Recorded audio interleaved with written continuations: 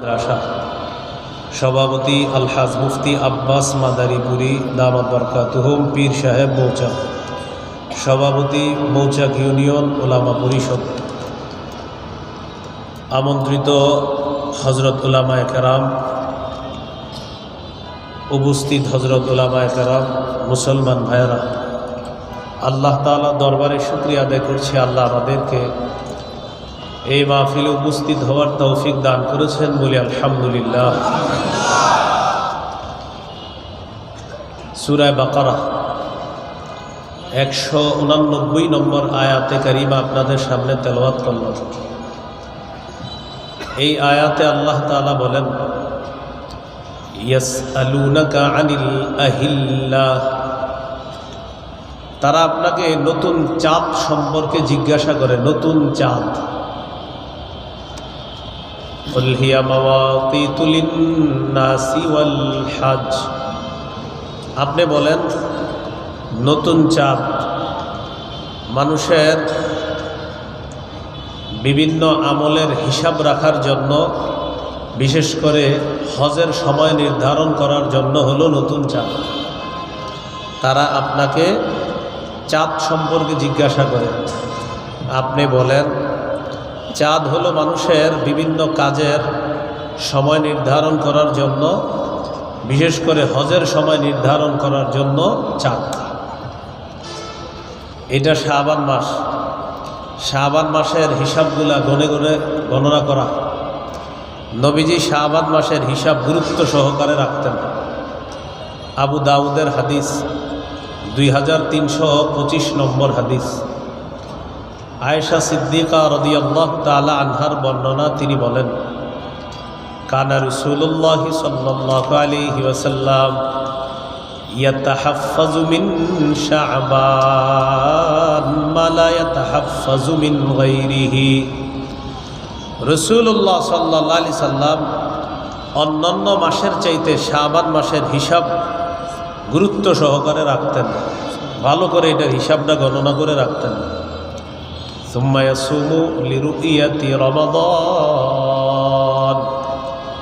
এরপর রমজানের চাঁদ দেখে রোজা রাখতেন। ফাইন গুম্মা আলাইহি ফাআদ্দা 30 ইয়াওমান সুম্মা সামা, আকাশ যদি মেঘাচ্ছন্ন হতো তাহলে তিনি 30 দিন গণনা করেন।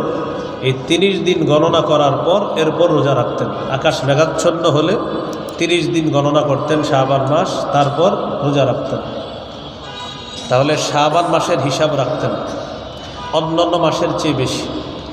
রমজানের চাঁদ দেখে রোজা রাখতেন। শাবান মাসের শেষের দিকে যদি আপনার মেঘাচ্ছন্ন হয় আকাশ, তো তিনি কয়দিন গণনা করতেন?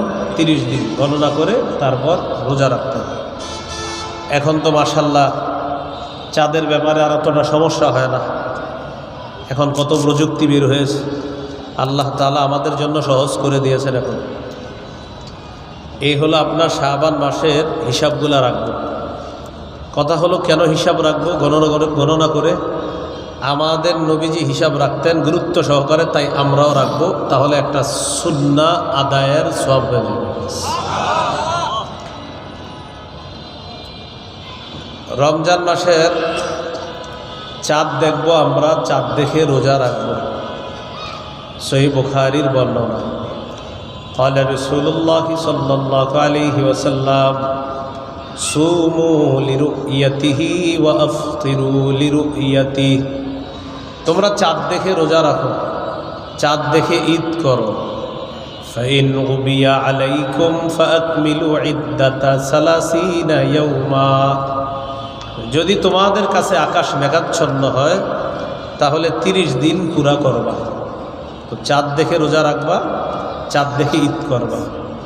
এ হলো আমাদের 1 নম্বর করণীয়। সামনে রমজান মাস আসবে, চাঁদ দেখবো আমরা। 2 নম্বর করণীয়, চাঁদ দেখে দোয়া পড়া। তিরমিজির হাদিস 3451 নম্বর হাদিস। তলহা রাদিয়াল্লাহু তাআলা আনহুর বর্ণনা, তিনি বলেন, রাসূলুল্লাহ সাল্লাল্লাহু আলাইহি সাল্লাম যখন চাঁদ দেখতেন তখন এই দোয়াটি পড়তেন, আল্লাহুম্মা আহিল্লাহু আলাইনা বিল ইউমনি ওয়াল ঈমান ওয়াসসালামাতি ওয়াল ইসলাম রব্বি ওয়া রাব্বুকাল্লাহ। পড়ি আমরা আল্লাহুম্মা আহিল্লাহু আলাইনা বিল ইয়ুমনি ওয়াল ঈমান ওয়াসসালামাতি ওয়াল ইসলাম রব্বি ওয়া রাব্বুকাল্লাহ। আমরা চাঁদ দেখার পরে এই দোয়াটা পড়ব। 3 নাম্বার করণীয়, রমজান মাস শুরু হয়ে যাবে যে ওই রাতে আমরা তারাবির সালাত আদায় করব। রমজান শুরু হয়ে যাবে ওই রাতে আমরা তারাবির সালাত আদায় করব। নাসাইর বর্ণনা 2106 নম্বর হাদিসের বর্ণনা, قال رسول الله صلى الله عليه وسلم إذا كان أول ليلة من شهر رمضان فتحت أبواب الجنة وغلقت أبواب النار। রমজানের প্রথম রাত যখন শুরু হয় জান্নাতের সবগুলা দরজা খুলে দেওয়া হয়, জাহান্নামের সবগুলা দরজা বন্ধ করে দেওয়া হয়। প্রথম রাত যখন শুরু হলো, ওয়াসুফিদাতিশ শায়াতিন, শয়তানকে শিকলে বন্দি করা হয়, শয়তানকে শিকলে বন্দি করা হয়। এরপরেও রমজানে গুনাহ কেন করি আমরা? অভ্যাসগত গুনাহ করি। ওই 11 মাসের অভ্যাস, রমজানে সেই অভ্যাসগত গুনাহ আমাদের হয়ে যায়। তো রাত্রি শুরু হয়ে গেল, রমজান মাস শুরু হলো, প্রথম রাতে তারাবির নামাজ আদায় করবেন। সহিহ বুখারীর বর্ণনা 1902 নম্বর হাদিস, 1902, قال رسول الله صلى الله عليه وسلم من قام رمضان إيمانا واحتسابا غفر له ما تقدم من ذنبه। রাসূলুল্লাহ সাল্লাল্লাহু আলাইহি ওয়াসাল্লাম বলেন, যে ব্যক্তি ঈমানের সাথে এবং সওয়াবের আশায় রাতের বেলা সালাত আদায় করবে, রমজানে রাতের বেলা সালাত আদায় করবে, তারাবির সালাত আদায় করবে, অতিরিক্ত নামাজগুলা পড়বে, তার আগের সবগুলা গুনাহ মাফ করে দেওয়া হবে। তাহলে প্রথম রাতে 3 নাম্বার করণীয় আমাদের কি পড়া? তারাবি। 1 নাম্বার আমরা চাঁদ দেখব, 2 নাম্বার দোয়া পড়ব, 3 নাম্বার তারাবি পড়ব, 4 নাম্বার কোরআন তেলাওয়াত করা, তারাবির নামাজে কোরআন তেলাওয়াত করা। 21 নম্বর পারা শুরু হয়েছে সূরা আনকাবুতের 45 নম্বর আয়াত দিয়ে। আল্লাহ তাআলা বলেন, উতলু মা উহিয়া ইলাইকা মিনাল কিতাবি ওয়া আকিমিস সালাত। উতলু মা উহিয়া ইলাইকা মিনাল কিতাব, নবী আপনার কাছে কিতাবের যে ওহী আসে এটা আপনি তেলাওয়াত করেন। আমাদের নবীকে আল্লাহ তেলাওয়াত করার হুকুম করলেন, আমরা তেলাওয়াত করব। বলি ইনশাআল্লাহ। নিয়মিত 3টি আমল করার চেষ্টা করব সবাই। কয়টি? নিয়মিত, মরণ পর্যন্ত, যতদিন আমাদের শরীর ঠিক থাকবে, সুস্থ থাকব, সুস্থ মস্তিষ্কে আমরা দুনিয়াতে আল্লাহ যতদিন আমাদেরকে রাখবেন, নিয়মিত কয়টি কাজ অবশ্যই করার চেষ্টা করব। বলেন, কোরআন তেলাওয়াত, 5 ওয়াক্ত নামাজ, সাধ্য অনুযায়ী দান সদকা। 1 নাম্বার, 2 নাম্বার, 3 নাম্বার দান সদকা। সূরা ফাতিরের 30 নম্বর আয়াতে আল্লাহ বলেন, 29-30 নম্বর আয়াতে আল্লাহ বলেন, ইন্নাল্লাযীনা ইয়াতলুনা কিতাবাল্লাহ ওয়া আকামুস সালাহ ওয়া আনফাকু মিম্মা রাযাকনাহুম সিররাও ওয়া আলানিয়াহ ইয়ারজুনা তিজারাতান লান তাবুর।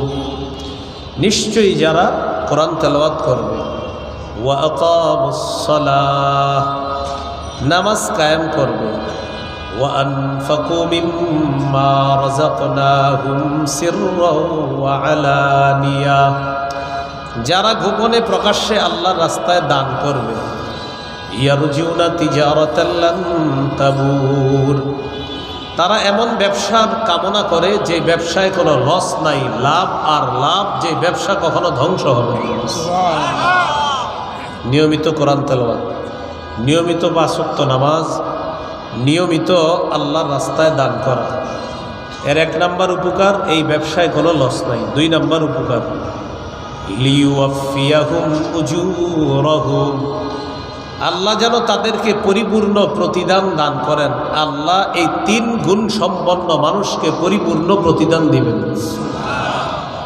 3 নাম্বার, ওয়ায়াজিদাহুম মিন ফাদলি, আল্লাহ তাদেরকে আপন অনুগ্রহ, ইয়াজিদাহুম, তাদেরকে বৃদ্ধি করে দিবেন, ভরপুর দান করবেন, প্রতিনিয়ত তাদেরকে অনুগ্রহ বাড়াইতেই থাকবেন। তাহলে নিয়মিত কয়ামত, কোরআন তেলাওয়াত, 5 ওয়াক্ত নামাজ, আর সাধ্য অনুযায়ী দান সদকা করা। আল্লাহ তৌফিক দান করেন। তাহলে আমাদের 4 নাম্বার কাজ কোরআন তেলাওয়াত করা, তারাবিতে 1 খতম কোরআন পড়ার চেষ্টা করা, না পারলে অন্তত সূরা যেগুলা মুখস্থ আছে এগুলা দিয়ে তারাবির সালাত আদায় করা। তারাবির নামাজ 20 রাকাত পড়বেন। সাহাবায়ে কেরামের ঐক্য মতে তারাবি 20, এই 20 রাকাতের উপর সাহাবায়ে কেরামের ইজমা, ঐক্যমত। ইসলামী শরীয়তের মূল দলিল হলো 4টা, কোরআন সুন্নাহ, 3 নাম্বার হলো কোরআন সুন্নাহ থেকে উৎসারিত ইজমা, 4 নাম্বার কোরআন সুন্নাহ থেকে উৎসারিত কিয়াস। মূল দলিল 2টা, কোরআন সুন্নাহ, এই 2টা থেকে আরও 2টা বের হয়, ইজমা, কিয়াস। এই মূল হলো কয়টা? 4টা। তারাবির নামাজ 20 রাকাত, এটা সাহাবায়ে কেরামের ইজমা, ঐক্যমত। 20 রাকাত তারাবি ধীরস্থিরভাবে আমরা পড়ার চেষ্টা করব, আল্লাহ তৌফিক দান করেন। তো 3 নাম্বার তারাবি, 4 নাম্বার তেলাওয়াত। তেলাওয়াত করবো তো আমরা ইনশাআল্লাহ, আল্লাহ তৌফিক দান করেন। তিরমিজির হাদিস, 2909 নম্বর হাদিস, قال رسول الله صلى الله عليه وسلم خيركم من تعلم القرآن وعلمه। রাসূলুল্লাহ সাল্লাল্লাহু আলাইহি সাল্লাম বলেন, তোমাদের মধ্যে সর্বোত্তম ওই ব্যক্তি যে কোরআন শিখে অন্যকে শিখায়। তিরমিজির 2910 নম্বর হাদিস, قال رسول الله صلى الله عليه وسلم من قرأ حرفا من كتاب الله فله به حسنة والحسنة بعشر أمثالها। যে ব্যক্তি কোরআনের একটি অক্ষর উচ্চারণ করবে, তেলাওয়াত করবে, পড়বে, আল্লাহ তাআলা তার আমলনামায় 10টি নেকি লিপিবদ্ধ করে দেবে। কয়টা নেকি? কয় নেকি? আবার সুবহানাল্লাহ পড়েন, আবার পড়েন। এই হাদিসটা যতবার শুনছেন জীবনে ততবার কি পড়ছেন? সুবহানাল্লাহ পড়ছেন। কিন্তু এই সুবহানাল্লাহ পড়ার পর কোরআন পড়া ধরছেন কয়জন? এই যে শুনলেন, 1 অক্ষর বললে কয় নাকি? এরপরে সাথে সাথে কি পড়ছি আমরা? এটার সওয়াব আছে। এখন সুবহানাল্লাহ তো পড়লাম, কিন্তু এটা পড়ার পরে কোরআন পড়া শুরু করছেন কারণ, না হলে 500 বার সুবহানাল্লাহ পড়ছেন এই হাদিসটা শুই না, 500 মাহফিল আপনার জীবনে, বা কারো 50টা, কারো 100টা মাহফিলে এইটা শুনছেন। এটা কমন, এই বিষয়ে বলা হয় প্রায় মাহফিলে, যে কোরআনের একটা অক্ষর বললে 10 নেকি। আমরা সবাই পুরো ফাটায় ফেলছি সুবহানাল্লাহ পড়ে, হ্যাঁ, কিন্তু কয়জন পড়া শুরু করলাম কোরআন? আল্লাহ আমাদের সকলকে সুবহানাল্লাহ বলার পাশাপাশি যেই কারণে সুবহানাল্লাহ পড়লাম ওইটা যেন নিয়মিত চর্চা করতে পারি, আল্লাহ তৌফিক দান করুন। মনে থাকবেন ইনশাআল্লাহ। এইগুলো 4 নাম্বার। 5 নাম্বার, সাহারির সময় উঠা তাহাজ্জুদ পড়বেন 8 রাকাত। কয় রাকাত তাহাজ্জুদ পড়বেন? তাহাজ্জুদ নবীজির 12 মাসের আমল। নবীজি 12 মাস 8 রাকাত তাহাজ্জুদ পড়তেন। তারাবি হলো রমজানের আলাদা আমল। তারাবি 20 রাকাতের উপর সাহাবায়ে কেরামের ঐক্যমত। এটা প্রথম রাতে পড়বেন। সাহারির সময় যেহেতু আল্লাহ আপনাকে উঠিয়ে দিবেন, এই জন্য সাহারির সময় 8 রাকাত তাহাজ্জুদ পড়বেন। দেখেন এই কথাটা বুখারীর বর্ণনা, যে নবী 12 মাস 8 রাকাত তাহাজ্জুদ পড়তেন। অতএব আল্লাহ যেহেতু আপনাকে সাহারির সময় উঠাবেন, আপনি 8 রাকাত তাহাজ্জুদ পড়েন, না পারলে 6 রাকাত, না পারলে 4 রাকাত, না পারলে 2 রাকাত। 2 রাকাত যেন আপনার না ছুটে, 2 রাকাত যেন না ছুটে। মনে থাকবে তো ইনশাআল্লাহ? তিরমিজির হাদিস 2616 নম্বর হাদিস। এই হাদিসের মধ্যে আছে কল্যাণের অনেকগুলা দরজা, এর মধ্যে উল্লেখযোগ্য কল্যাণের দরজা 3টা। কল্যাণের উল্লেখযোগ্য দরজা কয়টা? 3টা। 1 নাম্বার আস-সাওমু জুন্নাহ, 1 নাম্বার কল্যাণের দরজা হলো রোজা রাখা। 2 নাম্বার ওয়াস-সাদাকাতু তুতফিউল খাতিআ কামা ইউতফিউল মাউন নার, সদকা গুনাহকে এমনভাবে মিটিয়ে দেয় যেমন পানি আগুনকে নিভিয়ে দেয়। সদকা গুনাহকে এমনভাবে মিটিয়ে দেয় যেমন পানি আগুনকে নিভিয়ে দেয়। তাহলে এটা হলো 2 নম্বর কল্যাণের দরজা।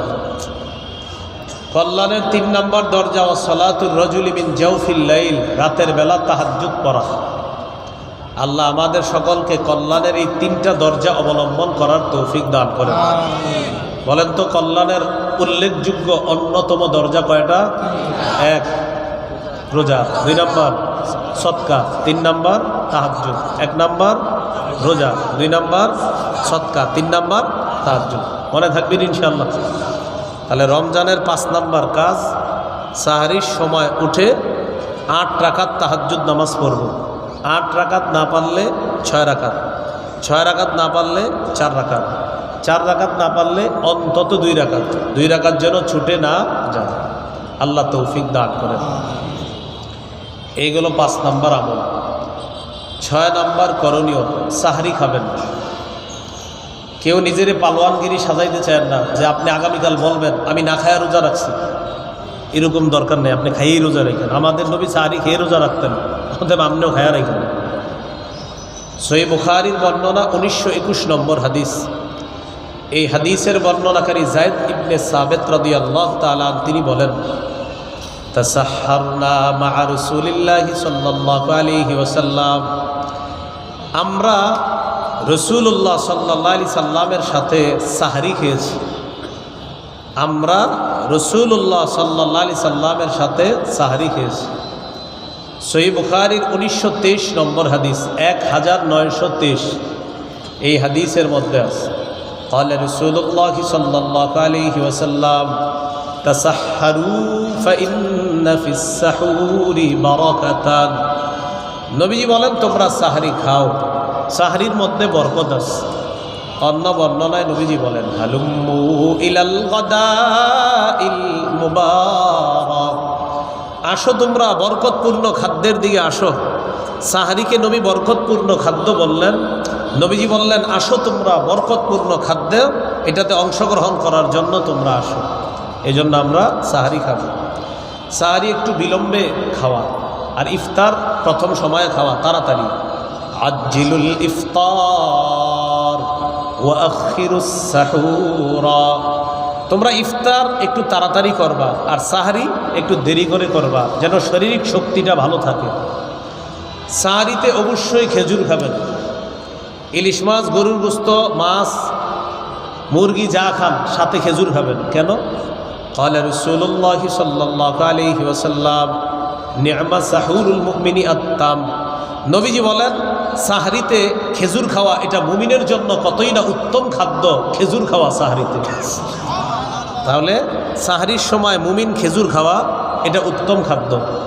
এমনিও প্রতিদিন সকালবেলা 7টা খেজুর খাওয়ার চেষ্টা করবেন। এমনি নর্মালি প্রতিদিন 7টা খেজুর খাবেন সকালে। যদি পারেন আজওয়া খেজুর 7টা খাবেন সকালে। লা ইয়াদুররুহু সুম্মুন, আজওয়া খেজুর যদি 7টা খান, বিষও যদি আপনার পেটে কেউ দেয়, বিষও আপনার ক্ষতি করবে না। আবার আপনি খায়েন না বিষ, মানে এটা একটা গুরুত্ব বুঝাইল হাদিসের মধ্যে। আপনি খেজুর 7টা খায়া আবার বিষ খায়েন। তো বলছিলাম নিয়মিত খেজুর খাবেন।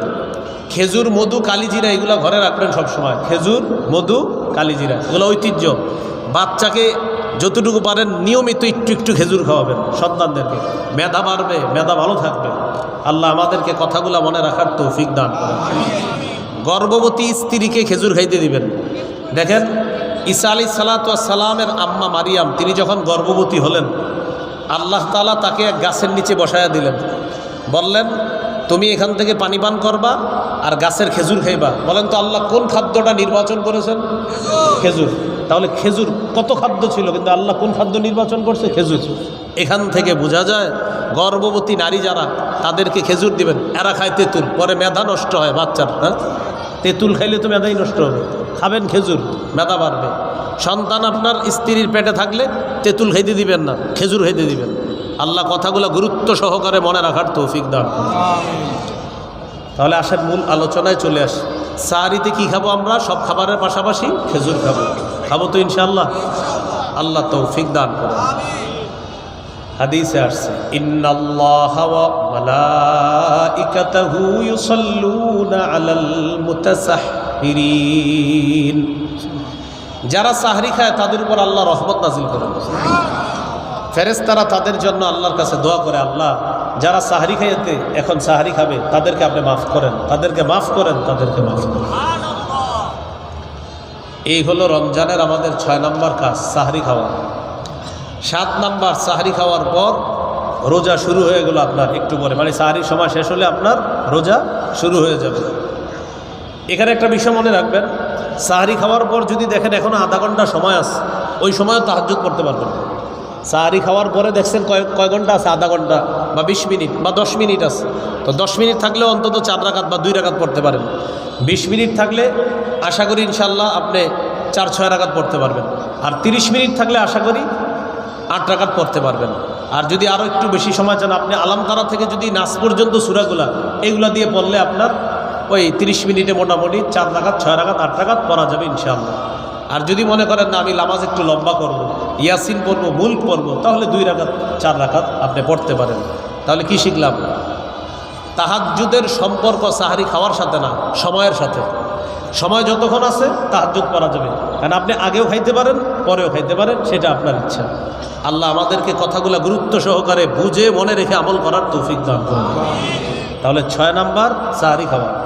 7 নাম্বার রোজা। রোজা শুরু হয়ে গেল আপনার।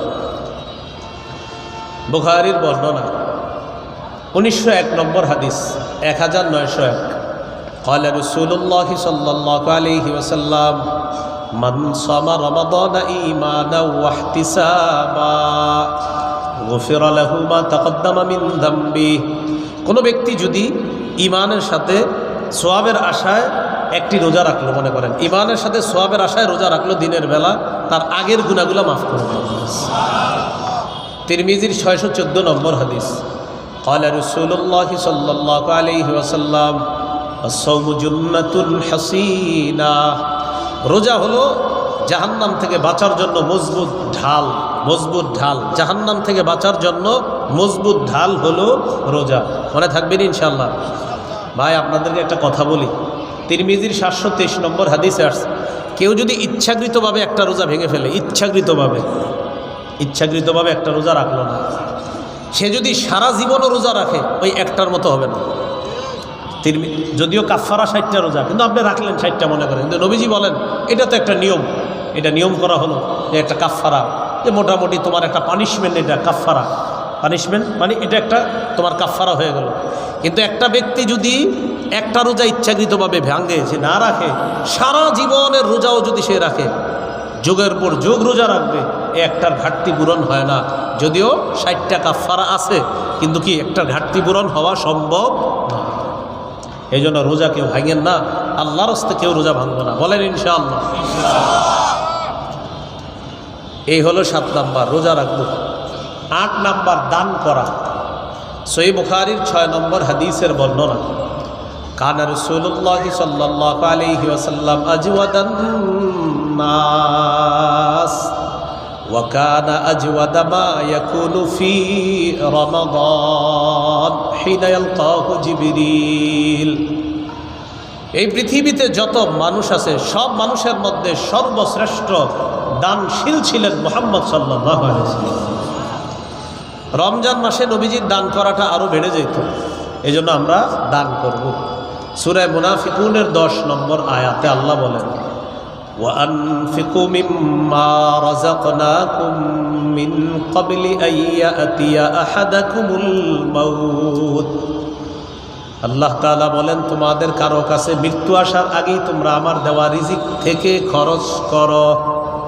তোমাদের কাছে মৃত্যু আসার আগে আমার দেওয়া রিজিক থেকে তোমরা খরচ করো, দান করো। তাহলে রমজান মাসে ইনশাল্লাহ দান করব, বলেন ইনশাআল্লাহ। এগুলো 8 নাম্বার। 9 নাম্বার করণীয়, বলেন নফল ইবাদত বেশি বেশি করব। বলেন ফরজ তো ছাড়ার প্রশ্নই আসে না, নফল ইবাদত বাড়িয়ে দিব। তাহলে রমজান মাসে ফরজ তো ছাড়ার প্রশ্নই আসে না।